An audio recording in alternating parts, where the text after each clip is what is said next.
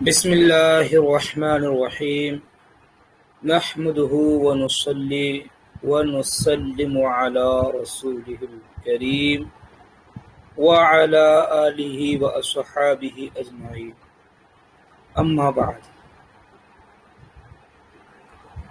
المعتقد المنتقد باب الاول الہیات کا درس جاری ہے۔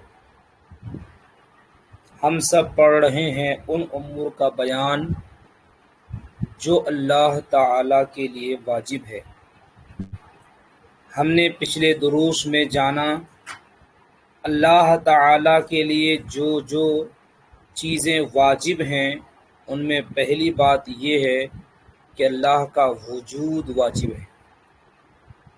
ہم نے جانا اللہ کے لیے جو واجب ہے ان میں دوسری بات یہ ہے کہ اللہ قدیم ہے اور یہ کہ اللہ باقی ہے۔ آج کے درس کا آغاز عقیدہ نمبر 4 سے ہو رہا ہے، یعنی اللہ تبارک و تعالی کے لیے جو چیزیں واجب ہیں ان میں چوتھی بات یہ ہے کہ اللہ تعالی ایک ہے۔ وَمِنْهُ أَنَّهُ تَعَالَى وَاحِدٌ، اور انہی باتوں میں سے یہ بھی کہ اللہ تعالی واحد ہے، ایک ہے، اور یہ وحدانیت فی الالوہیت بھی ہے اور وحدانیت فی الربوبیت بھی ہے، اور یہ دونوں اللہ تعالی کے لیے ثابت ہے۔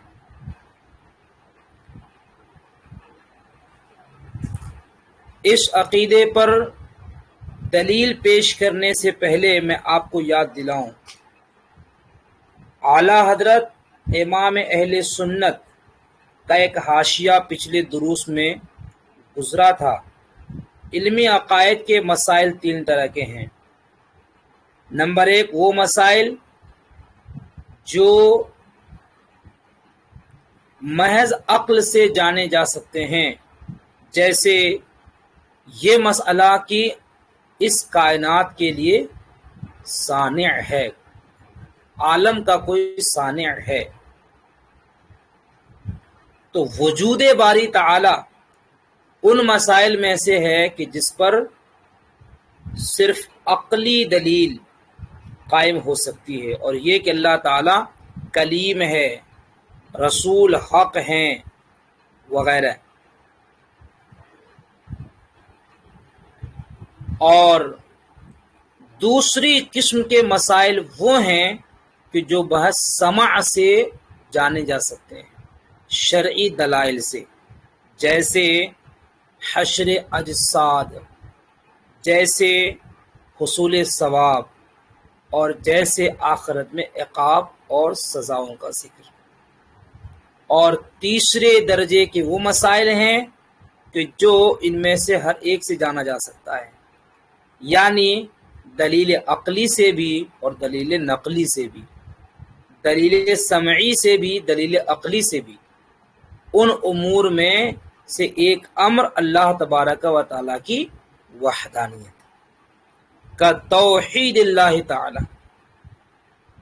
اعلی حضرت نے جو تشریح فرمائی ہے اس تشریح کے مطابق اللہ تبارک و تعالی کی وحدانیت ان امور میں سے ہے کہ جس پر سمعی دلیل قائم ہو سکتی ہے۔ چلے یہ بات کلیئر ہو گئی؟ تو اب جب یہ بات کلیئر ہو گئی تو سنیے، قال تعالی، حضرت علامہ فضل رسول بدایونی عثمانی قادری رضی اللہ تعالی عنہ اس مسئلے کے ثبوت میں کہ اللہ ایک ہے قرآن حکیم کی مشہور آیت مبارکہ پیش فرماتے ہیں، اور 2 آیتیں پیش فرما رہے ہیں۔ پہلی آیت قل هو اللہ احد، اور دوسری آیت وَإِنَّمَا إِلَٰهُكُمْ إِلَٰهٌ وَاحِدٌ۔ قل هو اللہ احد کا معنی جو اللہ نے فرمایا تم فرماؤ وہ اللہ وہ ایک ہے۔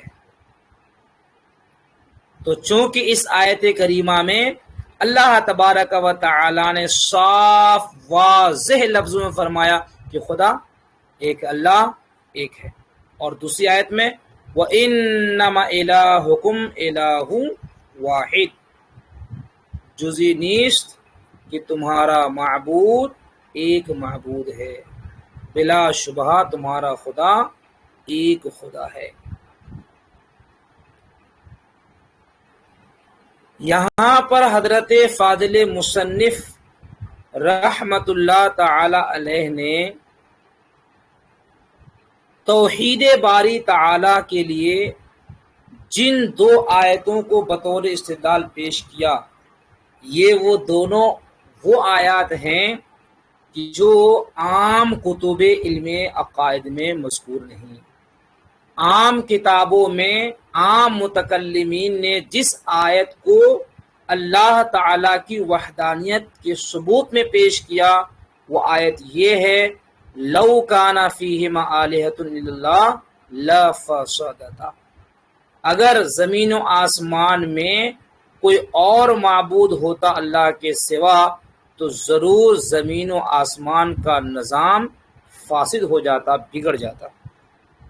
مگر حضرت فاضل مصنف نے عام متکلمین کے طرز سے ہٹ کر دو ایسی آیات کو ثبوت میں پیش کیا جو اپنے معنی میں بہت واضح ہے، جس میں کسی نظر و فکر کی حاجت نہیں ہے، صاف ہے۔ قل هو اللہ احد، فرماؤ وہ اللہ وہ ایک ہے۔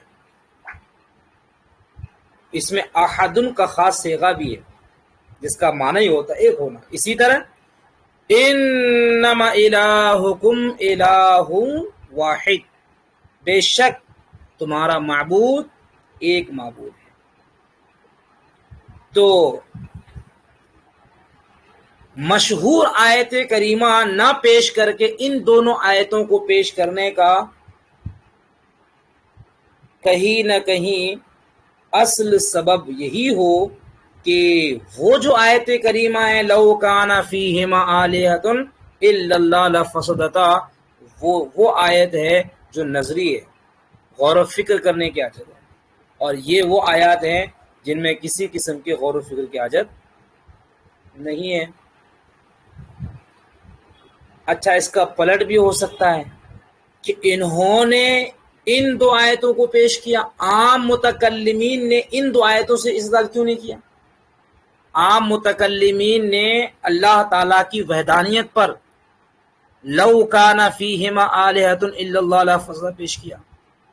اس کی وجہ یہ ہو سکتی ہے کہ دو چیزیں ہیں، ایک اللہ تبارک و تعالیٰ کا واحد ہونا، محض وقوع کیسا ہے، اور ایک چیز ہے واجب ہونا کہ نہیں اللہ تبارک و تعالیٰ ایک ہی ہے۔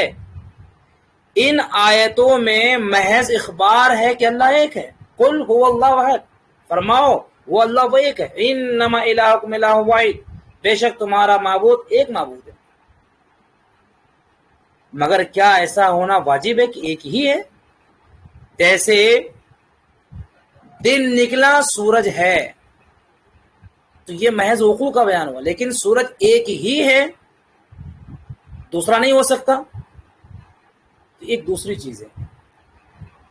تو ان دونوں آیات بینات میں پہلی امر کا بیان ہے کہ خدا ایک ہے، لیکن جو دوسری آیت کریمہ ہے جس سے عام متکلمین نے بطور استدلال پیش کیا لو کان فیہما آلہۃ الا اللہ لفسدتا، چونکہ اس میں اس بات کا بیان ہے کہ خدا ایک ہی ہے، اگر دو ہوتا تو عالم زمین و آسمان کا نظام بگڑ جاتا۔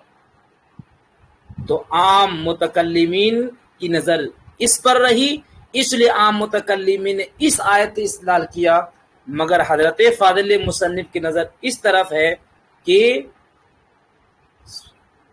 بات صاف ستھری ہو، جس میں کسی نظر و فکر کی حاجت نہ ہو، ایسی دلیل پیش کی جائے، اسی لیے انہوں نے سب سے پہلے ان دونوں آیات بینات سے استدلال فرمایا۔ چلیے اب آگے بڑھتے ہیں۔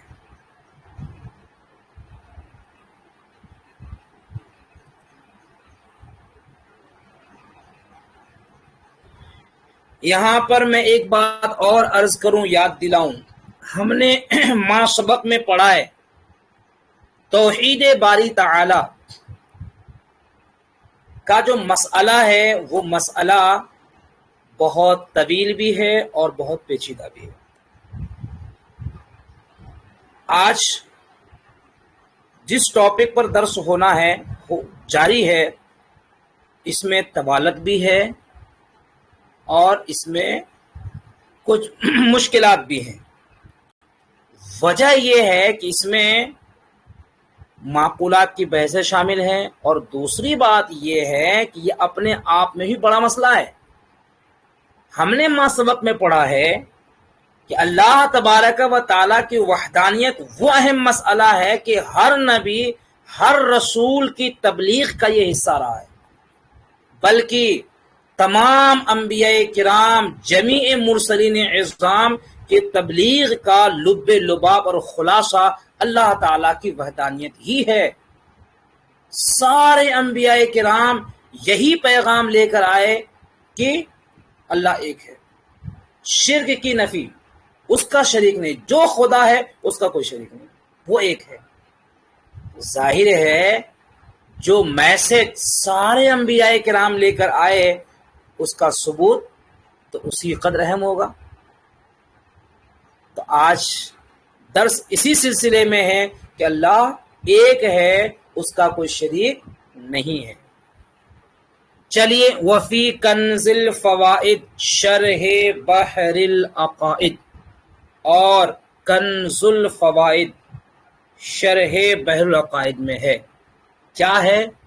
انورٹڈ تفصیل یا نشان کے بعد استدل جمیع المتکلمین، یہاں سے کنز الفوائد کی گفتگو شروع ہے۔ مگر کنز الفوائد کی گفتگو پیش ہونے سے پہلے میں اس کتاب کی عظمت اور اس کتاب کی مقبولیت اور اس کتاب کے بارے میں قدر گفتگو کروں۔ یہ کتاب علمی عقائد میں بہت ہی مقبول، متداول اور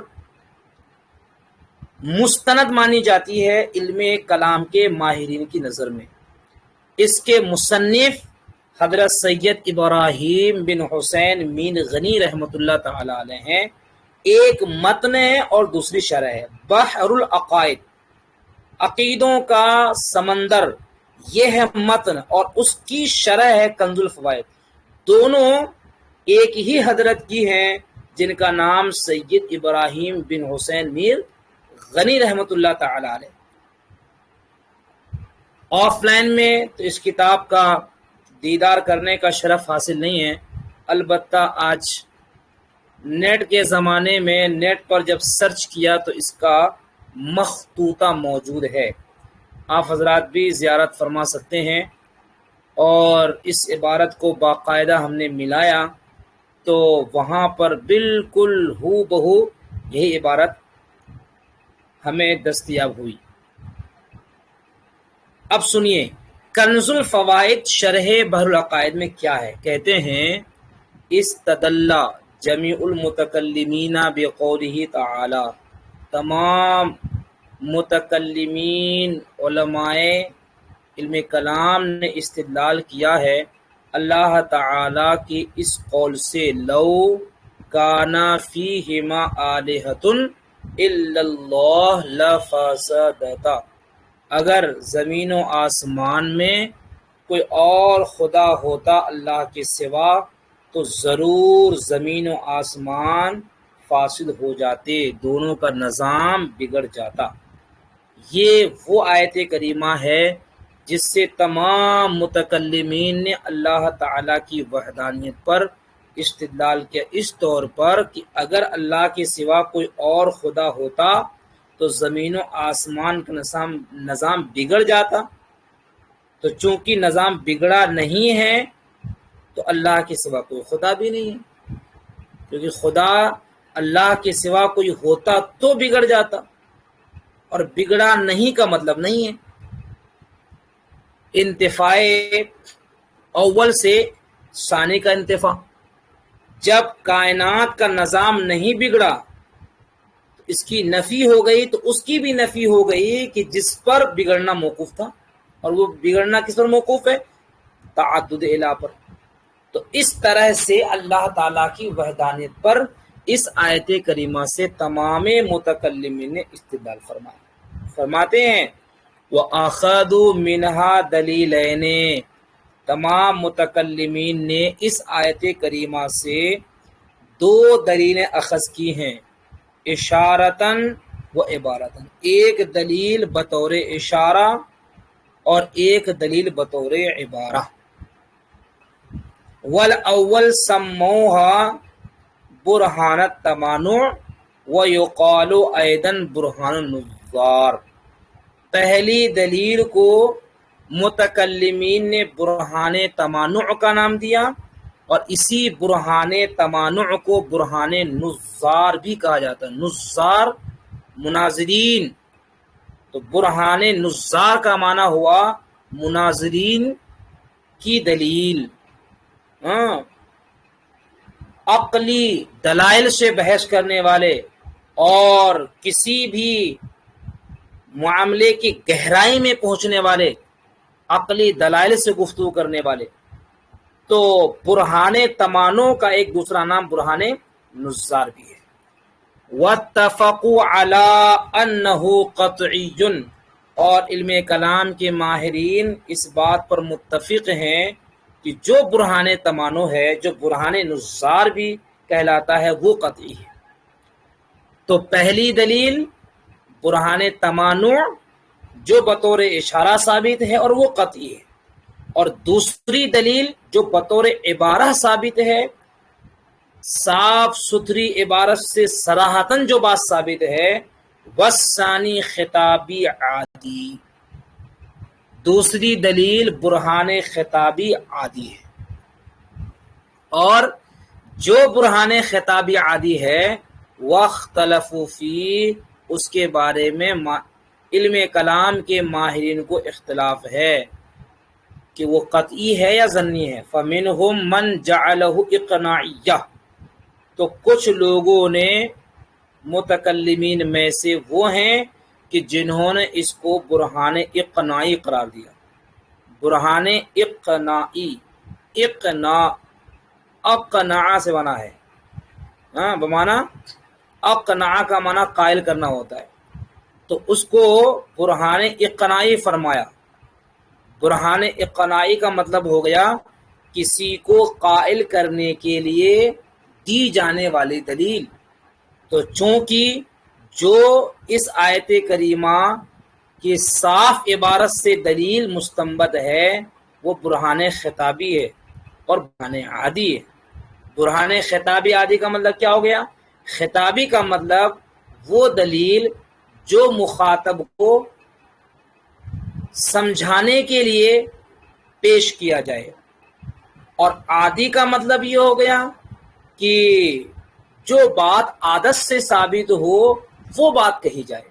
تو چونکہ خطابات میں یہی ہوتا ہے کہ جب کسی سے بندہ خطاب کرتا ہے تو عام طور پر وہ باتیں اس سے کرتا ہے کہ جو عادتاً جاری ہو، جس کو سامنے والے اور مخاطب کی طبیعت قبول بھی کرے۔ تو چونکہ جو دوسری دلیل ہے جو آیت کریمہ کی صاف ستھری عبارت سے صراحتاً ثابت ہے، وہ یہ ہے کہ یہ دلیل خطابی ہے اور عادی ہے۔ اس لیے کچھ لوگوں نے کہا کہ یہ دلیل اقناعی ظنی ہے، جیسے علامہ سعد الدین تفتازانی ومن وافقہ، اور وہ جنہوں نے علامہ سعد الدین تفتازانی کی موافقت کی۔ ممکن ہے کہ اس سے مراد ان کے تلمیذ رشید حضرت علامہ علاء الدین بخاری رحمۃ اللہ تعالی علیہ ہوں، کیونکہ اگلے سطور میں ان کا تذکرہ آ رہا ہے۔ تو انہوں نے فرمایا کہ یہ دلیل جو برہان خطابی عادی ہے وہ دلیل اقناعی ظنی ہے، قطعی نہیں ہے۔ وَمِنْهُمْ مَنْ قَالَ إِنَّهُ قَطْعِيٌّ، اور متکلمین میں سے کچھ وہ ہیں کہ جنہوں نے فرمایا کہ برہان خطابی عادی قطعی ہے، اور یہ کن کا نظریہ ہے؟ کہ ابن الحمام ومن سایرہ، جیسے علامہ ابن الحمام اور وہ جو ان کے ساتھ چلے۔ تو ومن سایرہ، جو ان کے ساتھ ساتھ چلے، ان کے نقش قدم پر رما ہوئے۔ اس سے مراد کون ہے؟ اس سے مراد حضرت علامہ شیخ کمال الدین ابن ابی شریف رحمۃ اللہ تعالی علیہ۔ میں نفس مسئلہ پر تقریر کرنے سے پہلے اس عبارت کی تھوڑی وضاحت کر دوں، چونکہ اس کتاب میں مصنف نے اس سے بہت زیادہ اخذ فرمایا ہے، اور وہ کیا ہے؟ وہ ہے مسایرہ اور مسامرہ، دو کتابیں۔ علامہ ابن الحمام، کمال ابن الحمام صاحب فتح القدیر، جن کو محقق علی الاطلاق، جب لفظ محقق مطلق بولا جاتا ہے تو اس سے یہی علامہ کمال الدین ابن الحمام مراد ہوتے ہیں، جن کی مایہ ناز اور فقہی شاہکار کتاب فتح القدیر ہے، جو ہدایہ کی سب سے مقبول ترین شرح ہے، اور ان کو صبح قیامت تک زندہ رکھنے کے لیے عظیم ہتھیار ہے۔ اور ان کی دوسری بھی کتابیں ہیں، زاد الفقیر وغیرہ۔ علامہ کمال ابن الحمام رحمۃ اللہ تعالی علیہ نے علم اصول میں بھی ایک بہت زوردار کتاب لکھی ہے، جس کا نام ہے تحریر الاصول، اور یہ کتاب بہت زوردار مانی جاتی ہے علم اصول کے مسائل کے لیے۔ علامہ ابن الحمام صاحب فتح القدیر نے علم عقائد میں کتاب لکھی ہے جس کا نام ہے مسائرہ، اور یہ کتاب اصل میں حضرت امام غزالی رحمۃ اللہ تعالی علیہ، جن کی مشہور زمانہ کتاب ہے احیاء العلوم شریف۔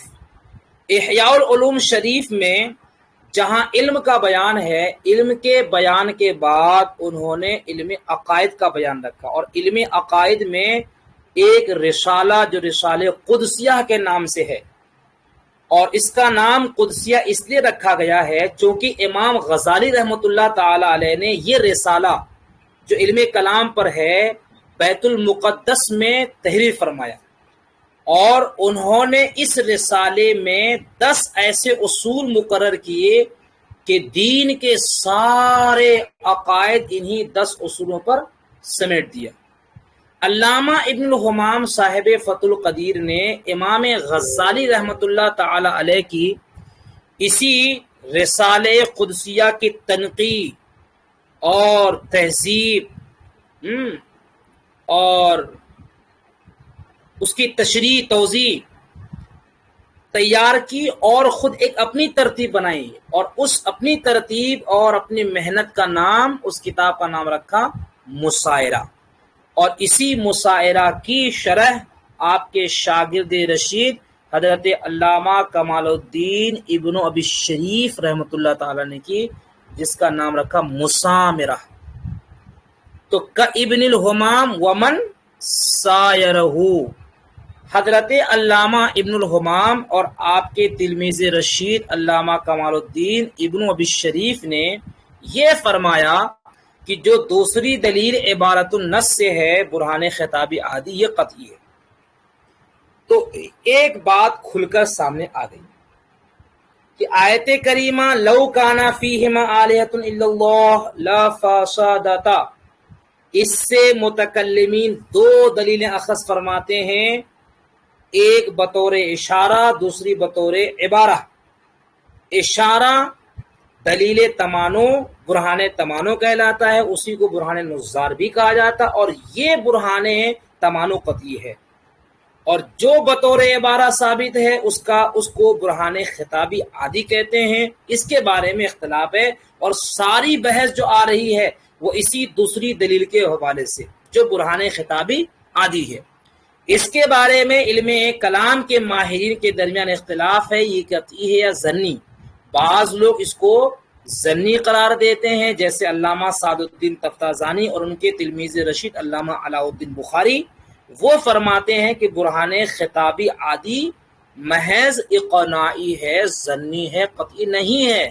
جبکہ علامہ کمال ابن الہمام صاحب فتح القدیر اور آپ کے ترمذی رشید کمال الدین ابن ابی شریف رحمۃ اللہ تعالی علیہ فرماتے ہیں کہ برہان خطاب عادی برہان قطعی ہے۔ چلیے، ہر دونوں دلیل کی تقریر آگے آ رہی ہے، مگر اس سے پہلے میں اپنے الفاظ میں ذرا آسان کر کے پیش کروں کہ برہان تمانو کس طور پر ہے اور برہان خطابی عادی کا کیا مطلب ہے۔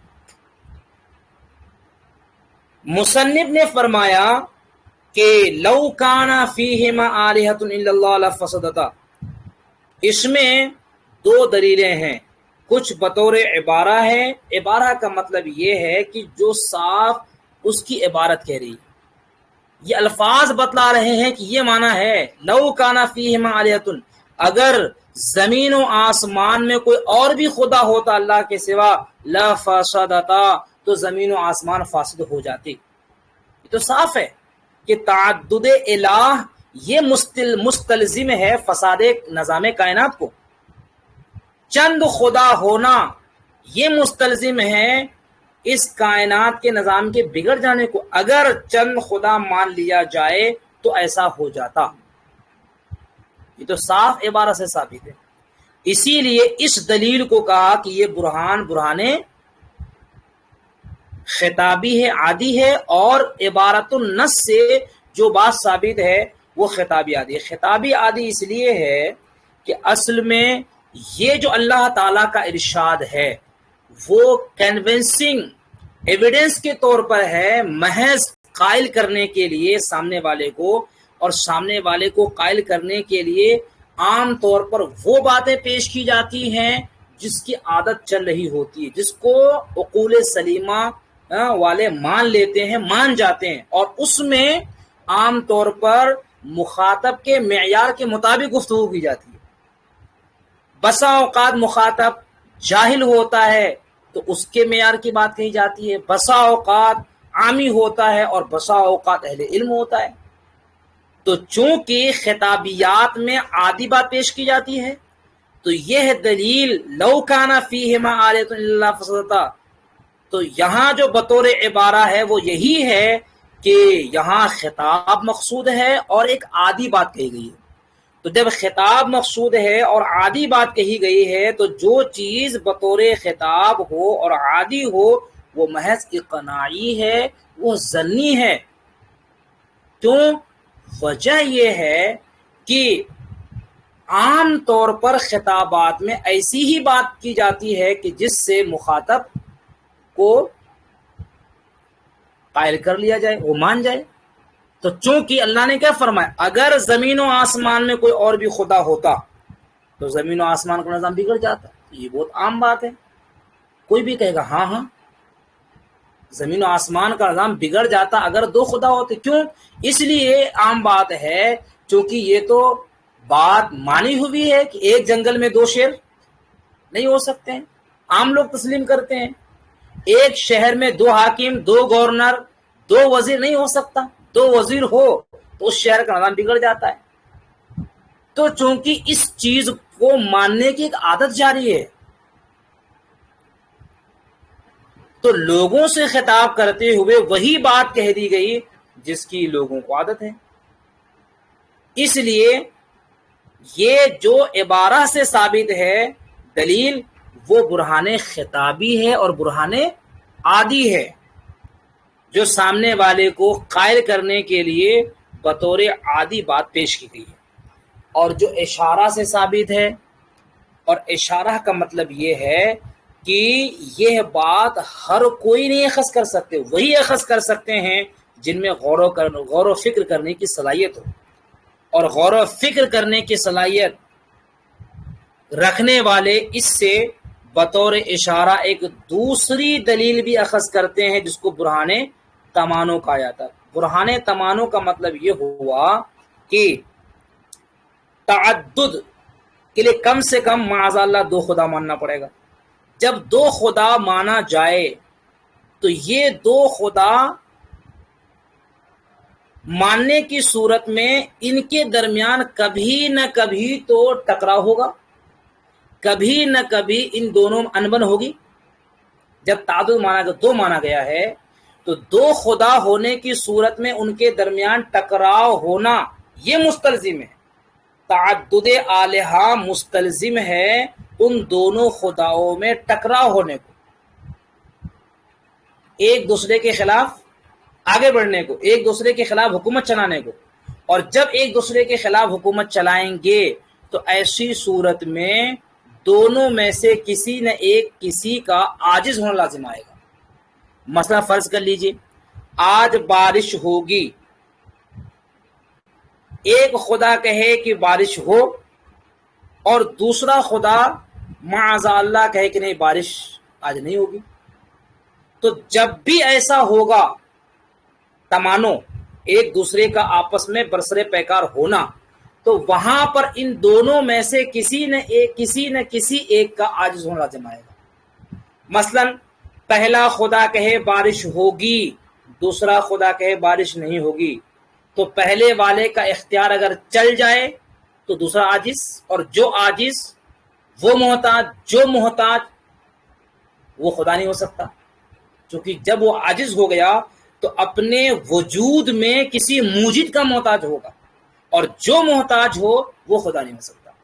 اور اگر دوسرے خدا کی چلے پہلے خدا کی نہ چل سکے تو پہلا خدا عاجز، اور پھر وہی بات جو عاجز وہ حادث ہے، کیونکہ وہ کسی محدث کا محتاج ہے جو اس کو وجود دے۔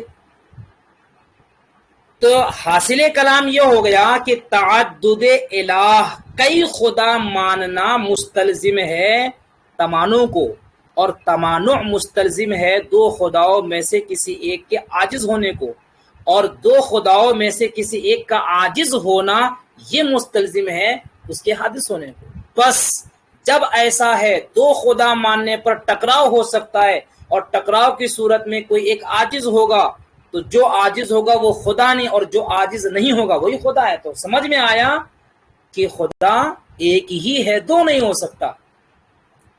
یہ جو دلیل ہے جس کو برہان تمانع کہا جا رہا ہے، جس کا دوسرا نام برہان نظار ہے، برہان نظار اس لیے ہے کہ اتنی گفتگو کرنے کے لیے عقل و بصیرت چاہیے، اور اتنی ڈیپ میں مناظرین ہی جاتے ہیں، ورنہ عام لوگ اتنی گہرائی میں کہاں پہنچتے ہیں۔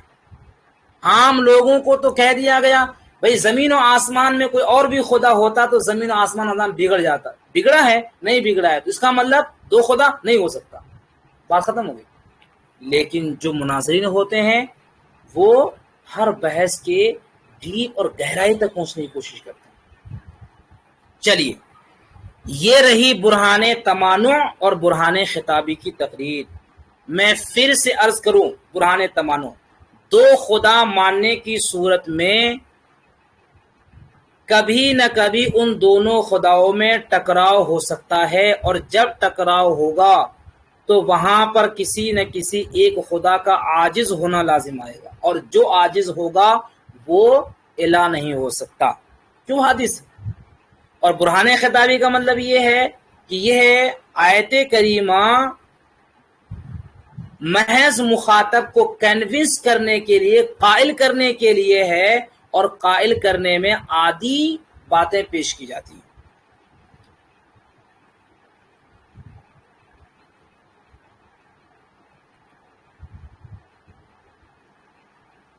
چلیے اب دونوں کی تقریر سماعت کیجیے۔ میں نے ذکر کیا تھا کہ جو دوسری دلیل ہے برہان خطابی عادی، ساری بحث اسی پر ہے، جس کے بارے میں اختلاف ہو گیا۔ علامہ سعد الدین تفتازانی فرماتے ہیں کہ یہ برہان خطابی عادی برہان اقناعی ہے، ظنی ہے، قطعی نہیں ہے، اور علامہ ابن الحمام صاحب نے فرمایا کہ وہ قطعی ہے۔ فرماتے ہیں، اب دونوں کی دلیل سنیے۔ علامہ سعد الدین تفتازانی برہان خطابی عادی کو ظنی کہتے، اقناعی کہتے، کیوں؟ فرماتے وہ بیان و ما قال السعد، اس کا بیان جو کچھ علامہ سعد الدین تفتازانی نے فرمایا وہ یہ ہے، ان الآیت اقناعیہ والملازمۃ عادیہ علی ما هو اللائق بالخطابیات، کہ آیت کریمہ اقناعیہ ہے، محض قائل کرنے کے لیے ہے، اور جو ملازمہ پیش کیا جا رہا ہے، اگر دو خدا ہوتا تو نظام فاسد ہو جاتا، یہ ایک عادی بات ہے، ملازمہ عادیہ ہے، جیسا کہ یہ خطابیات کے لائق ہے کہ آدمی جب کسی سے خطاب کرتا ہے تو اس کے عقل و فہم کو مد نظر رکھتے ہوئے وہی بات کہتا ہے جس کو وہ سمجھ جائے اور جس سے وہ مان جائے۔ فَإِنَّ الْعَادَةَ جَارِيَةٌ بِوُجُودِ التَّمَانُ وَالتَّغَالُبِ عِنْدَ تَعَدُّدِ الْحَاكِمِ، کیونکہ عادت جاری ہے تعدد حاکم کے وقت تمانع اور تغالب کے پائے جانے کا۔ کیا مطلب؟ یعنی جب چند حاکم ہو تو چند حاکموں کے درمیان ٹکراؤ ہونا، ایک کا دوسرے پر غالب آنا، یہ پائے جانے کی عادت جاری ہے کہ جب بھی کئی حاکم ہوتے ہیں تو ان میں ٹکراؤ ہوتا ہے، یہ عادت ہے۔ کما اشیر الیہ بقولہ تعالی، جیسا کہ اس بات کی طرف اشارہ کیا گیا اللہ تعالیٰ کی اس قول میں، وَلَعَلَا بَعْضُهُمْ عَلَى بَعْضٍ، اگر کوئی اور بھی خدا ہوتا تو ان میں سے بعض پر چڑھ بیٹھتا۔ تو چونکہ عادت جاری ہے کہ جب چند حاکم ہو تو وہاں پر تمانع پایا جاتا ہے، لیکن صرف امکان ہے، محض امکان ہے کہ جب چند حاکم ہوں گے تو وہاں ٹکراؤ ہو سکے گا، لیکن کیا بالفعل ٹکراؤ ہو جائے ایسا لازم نہیں ہے۔ وَإِلَّا فَإِنْ أُرِيدَ الْفَسَادُ بِالْفِعْلِ، ورنہ اگر بالفعل فساد مراد لیا جائے کہ تعدد الہ سے نظام کائنات فاسد ہو جائے، فَمُجَرَّدُ التَّعَدُّدِ لَا يَسْتَلْزِمُهُ، تو محض تعدد الہ اس بات کو مستلزم نہیں ہے۔ کیوں؟ لے جواز الاتفاق علی ھذا النظام، کیونکہ اس نظام پر دونوں کے اتفاق کے جائز ہونے کی وجہ سے، یعنی یہ بات ممکن ہے کہ دونوں خدا اس نظام پر متفق ہو جائیں کہ جب یہ نظام چل رہا ہے ٹھیک ٹھاک ہے تو کیوں اس کے علاوہ کوئی اور نظام چلائیں، تو پہلا خدا دوسرے کے اتفاق کر لے، دوسرا خدا پہلے کا اتفاق کر لے، ایسا ممکن ہے۔ دو خدا مانا جائے تو دو خدا ماننے کی صورت میں تمانع ہو سکتا ہے، لیکن ہو جائے یہ ضروری نہیں ہے۔ کیوں؟ اس لیے ضروری نہیں ہے کہ جو دو خدا فرض کیا جائے گا ممکن ہے کہ وہ دونوں خدا ایک دوسرے سے ایگری ہو جائیں کہ جو نظام چل رہا ہے ٹھیک ہے لہذا چلنے دو، ایسا ہو سکتا ہے۔ جب ایسا ہو سکتا ہے تو پھر یہ کیوں کہا جا سکتا ہے کہ برہان خطابی عادی قطعی ہے، بلکہ محض اقناعیہ ہے، اور جو ملازمہ ہے وہ محض عادیہ ہے، لہذا برہان خطابی عادی قطعی نہیں ہے۔ یہ علامہ سعد الدین تفتازانی کہنا چاہ رہے ہیں۔ تو گویا انہوں نے اس کی قطعیت کا انکار کیوں کیا؟ اس لیے کیا چونکہ اس کے خلاف، یعنی تعدد الہ سے نظام کائنات کا بگڑ جانا جو مانا گیا ہے کہ جب چند خدا مانا جائے گا تو کائنات کا نظام فاسد ہو جائے گا، یہ ممکن ہے، ایسا ہوتا ہے، لیکن بگڑ جائے یہ لازم نہیں ہے۔ تو چونکہ ایک ملازمے کا جو دوسرا جانب آخر ہے وہ محال نہیں ہے، ممکن ہے کہ دونوں خدا اتفاق کر لیں، جب اتفاق کرنا ممکن ہے تو پھر اس کو قطعی نہیں کہا جا سکتا۔ وَوَجْهُ مَخْتَارَهُ ابن الحمام، اور علامہ ابن الحمام نے جو اختیار فرمایا کہ برہان خطابی عادی قطعی ہے، اس کی وجہ یہ ہے ان الآیت تقتضی لزوم الفساد علی تقدیر التعدد، آیت کریمہ تقاضا کر رہی ہے فساد لازم ہونے کو تعدد ماننے پر، یعنی آیت کریمہ صاف کہہ رہی ہے کہ جب تعدد الہ مانا جائے گا، کئی خدا مان لیے جائیں گے تو اس صورت میں فساد لازم آئے گا۔ آیت کریمہ صاف واضح طور پر کہہ رہی ہے، اور جب قرآن کہہ رہا ہے، اللہ کا کلام کہہ رہا ہے، تو پھر اس سے اس بات کی قطعیت لازم ہے کیونکہ اللہ کا کلام کہہ رہا ہے۔ اور قرآن کریم تو متواتر ہے، سب کا سب قطعی ہے۔ جب قرآن نے کہا جنت ہے تو جنت ہے، جب قرآن نے کہا رسول ہیں تو رسول ہے، جب قرآن نے یہ کہا کہ تعدد الہ ماننے کی صورت میں فساد لازم ہوگا، صاف صاف آیت کریمہ کہہ رہی ہے، تو جو قرآن کریم پر ایمان لاتا ہے، جو قرآن کریم کو مانتا ہے، یقیناً اسے اس بات کا قطعی ہونا لازم آئے گا کہ اگر تعدد الہ مانا گیا تو یقیناً کائنات میں فساد و بگاڑ پیدا ہوگا۔ اور جب ایسا ہے تو پھر برہان خطابی عادی ظنی نہیں ہے بلکہ برہان خطابی عادی قطعی ہے۔ فرماتے ہیں اس کی وجہ جسے علامہ ابن حمام نے اختیار کیا ہے وہ یہ ہے کہ آیت کریمہ تقاضا کر رہی ہے، چاہ رہی ہے فساد کے لازم آنے کو تعدد کی تقدیر پر، تعدد مان لینے پر۔ فل ملی، تو جو ملی ہے، اور ملی سے مراد جو دین سماوی پر ایمان رکھتا ہے، مراد مومنین، یلزمہ القطع بوقوعہ، ملی کو لازم ہوگا اس کے وقوع یعنی تعدد الہ مان لینے پر وقوع فساد کے قطعی ہونے کا، یعنی ملی کو قطعاً اس بات کا یقین ہو جائے گا کہ تعدد الہ مان لینے سے کائنات میں فساد پیدا ہوگا۔ کیوں ہوگا؟ اذ ہوا قاطع بان اللہ اخبر بوقوعہ مع التعدد، کیونکہ وہ اس بات پر ایمان رکھتا ہے کہ اللہ تبارک و تعالی نے تعدد مان لینے کے ساتھ فساد کے واقع ہونے کی خبر دی ہے، اور جب اللہ نے خبر دی ہے تو اللہ تبارک و تعالی کی خبر قطعی ہوگی، وہ ظنی نہیں ہوگی۔ چلیے اس کا اگلا حصہ بھی دیکھیے۔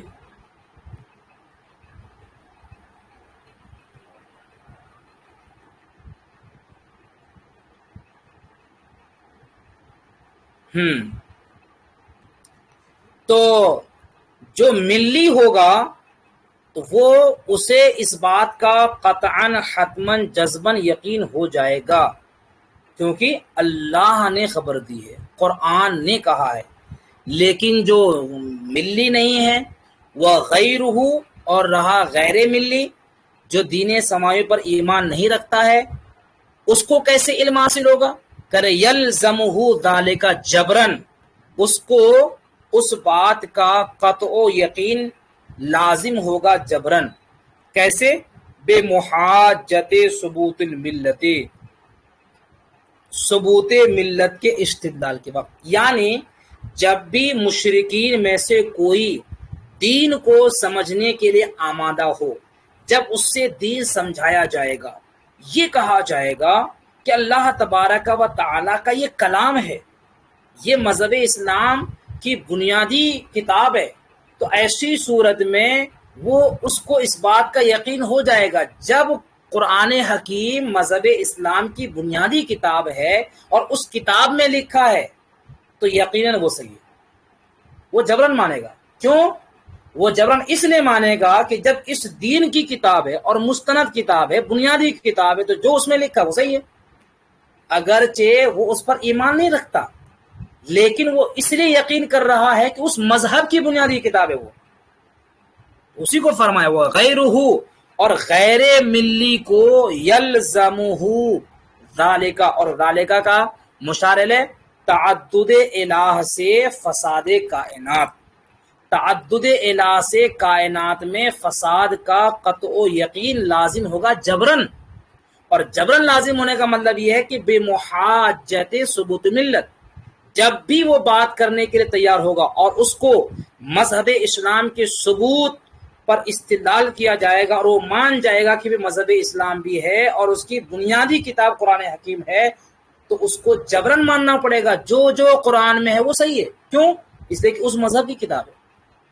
فَإِذَا أُلْزِمَ بِثُبُوتِهَا أُلْزِمَ بِذَلِكَ، تو جب ملت کے ثبوت کو لازم کیا جائے گا تو ملت کے ثبوت کے ساتھ ساتھ جو کچھ قرآن میں ہے اس کے قطعی ہونے کو بھی لازم کیا جائے گا، تو یہ جبرن ہوگا۔ اور یہی غیر ملی کو علمن بھی ہو سکتا ہے، کیسے؟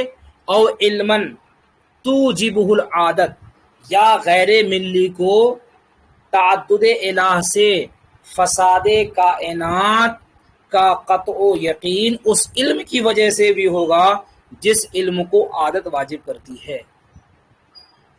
عادت واجب کرتی ہے، یعنی عادتاً ایسا ہی ہوتا ہے۔ ایک گھر میں دو لوگ ہوں تو دونوں میں ٹکراؤ ہو جاتا ہے۔ ایک شہر میں دو گورنر ہوں تو دونوں گورنروں میں ٹکراؤ پیدا ہوتا ہے، یہ ایک عادی چیز ہے۔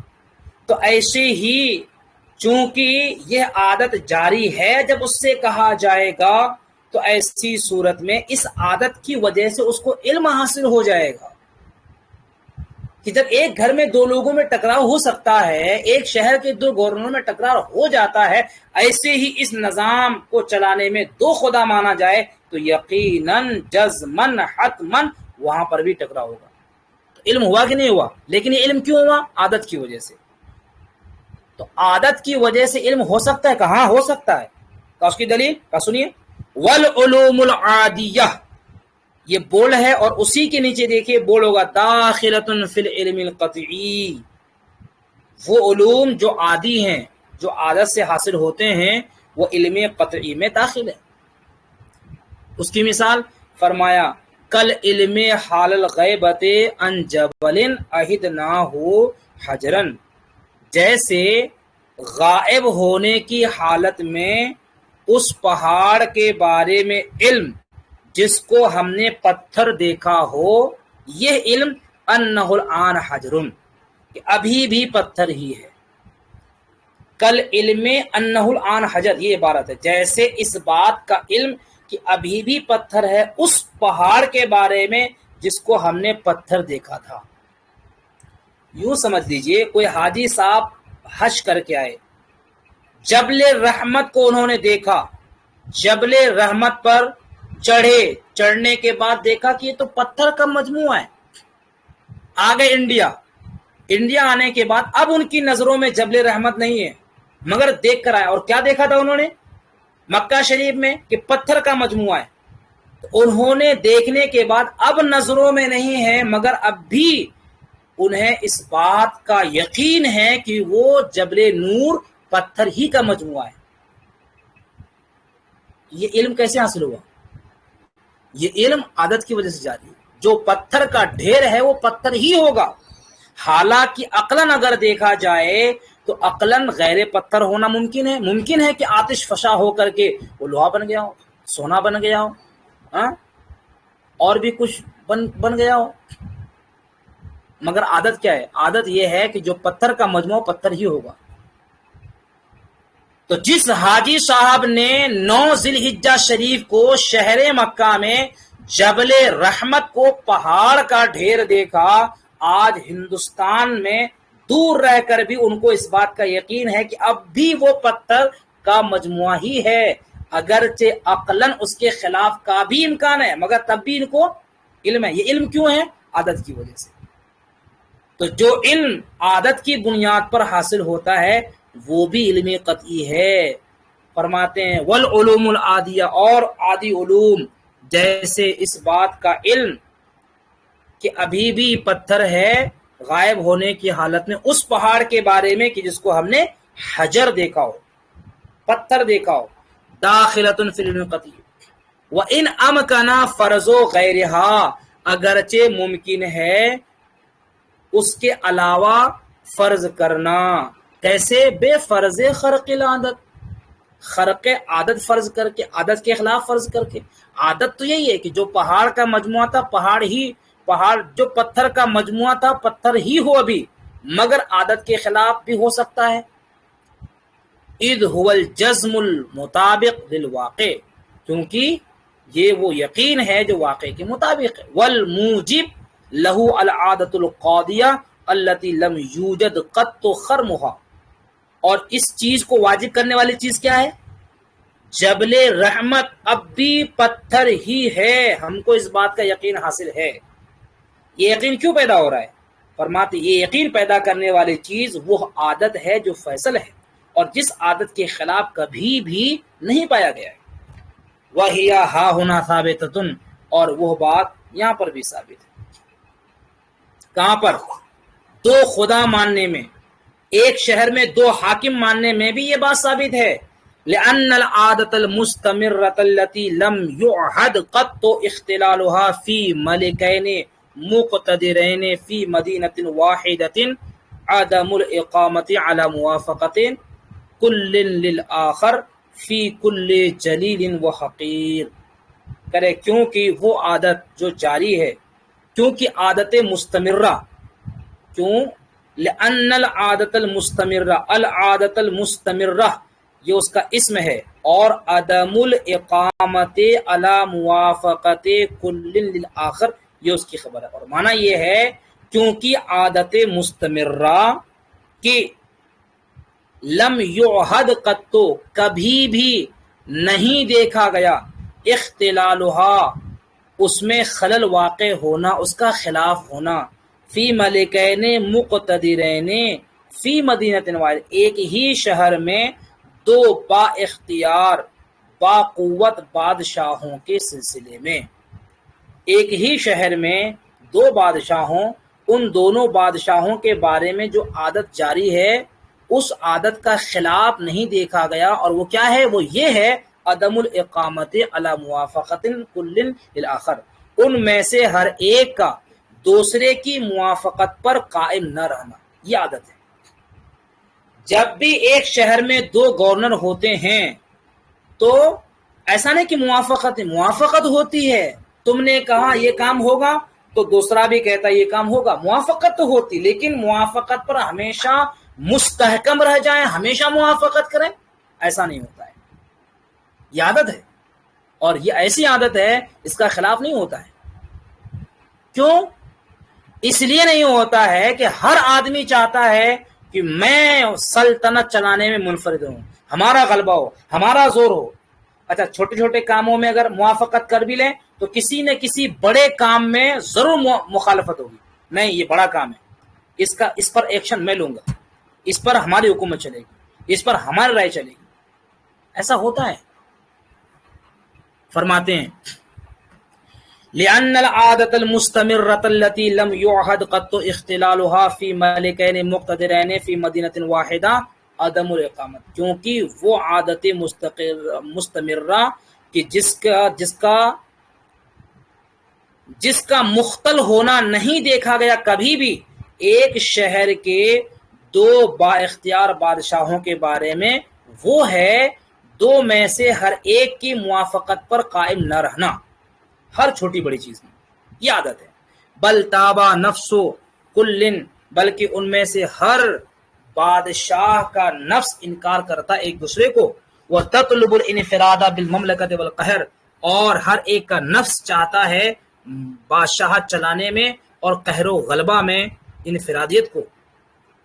یہ تو عام عادت ہے کسی شہر کے دو بادشاہ کے بارے میں، فَكَيْفَ بِإِلَٰهٍ، تو یہ دو خدا کے بارے میں کیسے متصور نہیں ہوگی، وہاں کیوں کر نہیں ہو سکتا ہے، وہاں بھی یہ عادت جاری ہوگی، اور ممکن ہے کہ دونوں ایک دوسرے کی ہمیشہ موافقت نہ کریں، کبھی نہ کبھی مخالفت کریں گے۔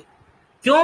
وَالْإِلَٰهُ يُوصَفُ بِأَقْصَى غَایَةِ التَّکَبُّرِ، کیونکہ الہ جو ہوتا ہے وہ متصف ہوتا ہے آخری درجے اور نہایت درجے کے بڑائی کی خوبی کے ساتھ، کہ بڑائی صرف خدا کو ہے، خدا کے علاوہ کسی کو کبریائی زیب نہیں دیتی ہے، تو جو خدا ہوتا ہے وہ آخری درجے کی بڑائی سے متصف ہوتا ہے، تو جو آخری درجے کی بڑائی سے متصف ہو کیوں کر بڑک پر نہیں چاہے گا، وہ کیوں کر اپنی سلطنت چلانے میں انفراد ہی چاہے گا۔ وَكَيْفَ لَا يَطْلُبُ لِنَفْسِهِ الْانْفِرَادَ، اور کیسے نہیں طلب کرے گا الہ اپنے لیے ملک چلانے میں انفرادیت کو،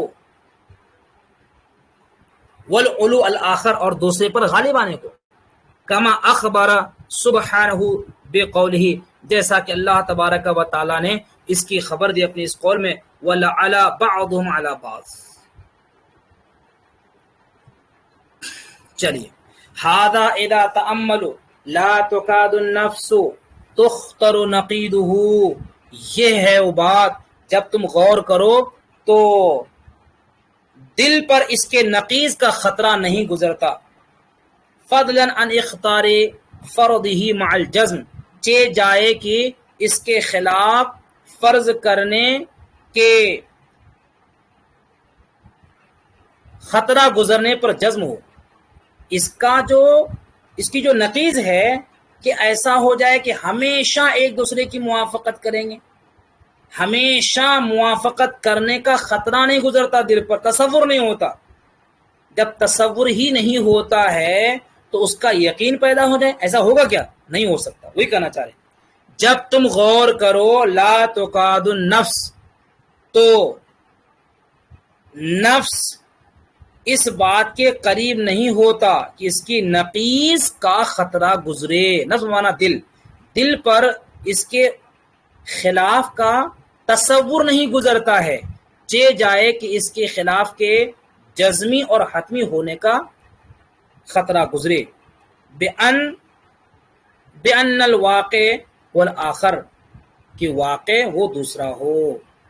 اور جب ایسا ہے، جب یہ بات طے ہے عادتاً، تو ایسی صورت میں نتیجہ یہ سامنے آیا، وعلی ھذا التقدیر ہوا علم قطعی، اس تقدیر پر یہ حاصل ہونے والا علم قطعی ہے۔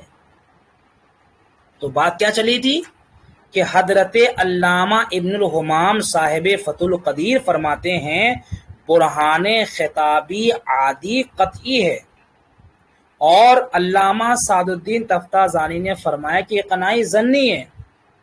تو ان کی دلیل گزری اقناعی ظنی ہونے کی، اور انہوں نے اپنی بات پر دلیل دی کہ برہان خطابی عادی برہان قطعی ہے۔ قطعی کیوں ہے اس پر یہ وضاحت ہو گئی۔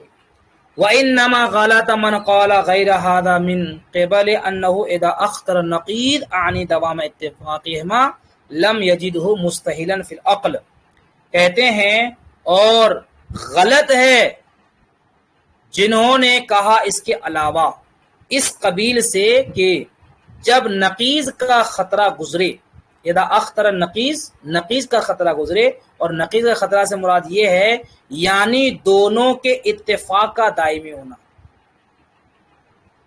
دونوں ہمیشہ ایک دوسرے کی موافقت کریں، یہ نقیض ہے۔ جب اس کا دل میں خطرہ گزر گیا، یعنی اس بات کی گنجائش ہے کہ دو خدا مانا جائے اور وہ دونوں خدا ایک دوسرے سے ایگری ہو جائیں، دوسرے سے متفق ہو جائیں اور ہمیشہ متفق رہیں، جب اس بات کی گنجائش نہیں، یہ محال نہیں ہے، تو پھر ایسی صورت میں اس کو قطعی نہیں کہہ سکتے ہیں بلکہ وہ ظنی ہوگا۔ اس رو سے جنہوں نے کہا کہ برہان خطابی عادی ظنی ہے، قطعی نہیں ہے، تو یہ قول غلط ہے۔ کیسے غلط ہے آگے ذکر کریں گے۔ فرماتے ہیں غلط ہے جنہوں نے بھی اس کے خلاف کہا اس طور پر، اور جنہوں نے غیر قطعی کہا ہے، ظنی کہا ہے، ان کی بنیاد کیا ہے؟ وہ کہتے ہیں من قبل انہو، اس رو سے کہ اذا اخطر النقیض، جب اس کے نقیض کا خطرہ ہے، یعنی دونوں خداؤں کے اتفاق کا دائمی ہونا، لم یجدہ مستحیلا فی العقل، عقل میں اس کا محال ہونا نہیں پایا، تو کہہ دیا کہ جب اس کے نقیض کا محال ہونا نہیں پایا جاتا تو پھر وہ قطعی نہیں ہو سکتا۔ وَنَسِيَ أَنَّهُ لَمْ يُؤْخَذْ فِي مَفْهُومِ الْعِلْمِ الْقَطْعِي اسْتِحَالَةُ النَّقِيضِ، علامہ ابن الہمام کی طرف سے کہا جا رہا ہے کہ جنہوں نے ظنی کہا تو وہ بھول گئے کہ علم قطعی کے مفہوم میں نقیض کا محال ہونا متصور نہیں ہے، کہ کسی سے حاصل ہونے والا علم تبھی قطعی ہوگا کہ جبکہ اس کی نقیض محال ہو۔ نہیں، اس کی نقیض محال ہے کہ جائز ہے، بحث اس سے نہیں ہے، بحث یہ ہے کہ جزم پیدا ہو رہا ہے کہ نہیں ہو رہا ہے۔ اگر جزم پیدا ہو جائے کسی دلیل سے تو کہیں گے کہ وہ علم قطعی ہے، خواہ اس کی نقیض محال ہو کہ جائز ہو۔ علامہ سعد الدین تفتازانی نے جو فرمایا تعدد الہ ماننے کی وجہ سے فساد عالم پیدا ہو جائے، یہ محض امکان ہے، لیکن فساد عالم کا وقوع ہو جائے ایسا نہیں ہے۔ کیوں؟ وجہ یہ ہے کہ دو خدا ماننے کی صورت میں یہ گنجائش ہے کہ دونوں خدا ایک دوسرے کی موافقت کریں گے اور ہمیشہ متفق ہوں گے، یہ محال نہیں ہے۔ اور جب محال نہیں ہے، اس بات کی گنجائش ہے، تو پھر یہ علم قطعی نہیں ہوگا، محض ظنی ہے۔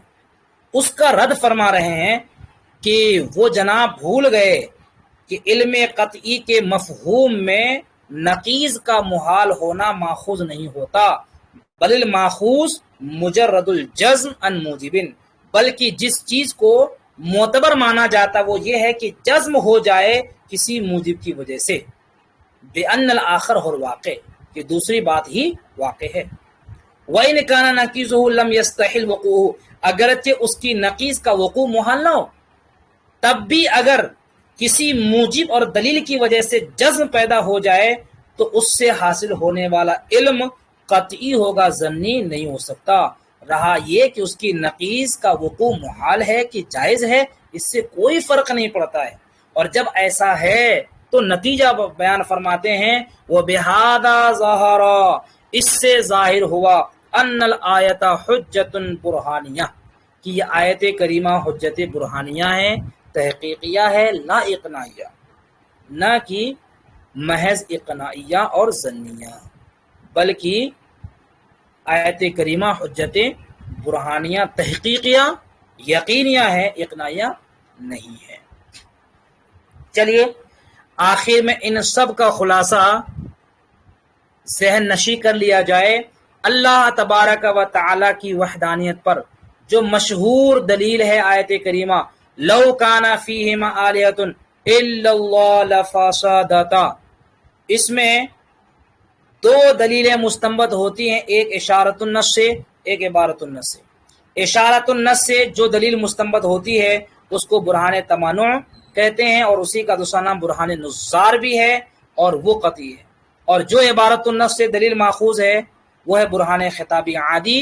اس برہان خطابی عادی کے بارے میں اختلاف ہے، بعض لوگ اس کو ظنی کہتے ہیں، جیسے علامہ سعد الدین تفتازانی، انہوں نے اس کو اقناعی کہا۔ اقناعی کا مطلب سامنے والے کو قائل کرنا، اور سامنے والے کو قائل کرنے کے لیے عادی باتیں پیش کی جاتی ہیں، لہذا وہ محض اقناعی ہے، وہ ظنی ہے، یہ قطعی نہیں ہے۔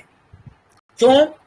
ممکن ہے کہ جو عادی بات ہو عادت کے خلاف بھی ہو جائے، جیسے آگ جلاتی ہے، کہیں کسی نے کہا کہ فلاں جگہ آگ لگ گئی ہے، تو آگ لگ جانے سے اس بات کا تصور ہو گیا کہ وہاں گرمی ہوگی، لیکن کیا ضروری ہے کہ گرمی ہو؟ ممکن ہے کہ گرمی نہ ہو، حدت نہ ہو، جیسے حضرت سیدنا ابراہیم علیہ السلام پر آگ ٹھنڈی ہو گئی، یہ ہم پیچھے ہی پڑھ چکے ہیں۔ عادی ہے مگر عادت کے خلاف بھی ہو سکتا ہے، اسی لیے حضرت علامہ سعد الدین تفتازانی نے فرمایا کہ جو دوسری دلیل ہے برہان خطابی عادی، وہ محض اقناعی ہے، ظنی ہے، قطعی نہیں ہے۔ مگر علامہ ابن الحمام صاحب فتح القدیر فرماتے ہیں کہ برہان خطابی عادی قطعی ہے۔ واللہ تعالی اعلم۔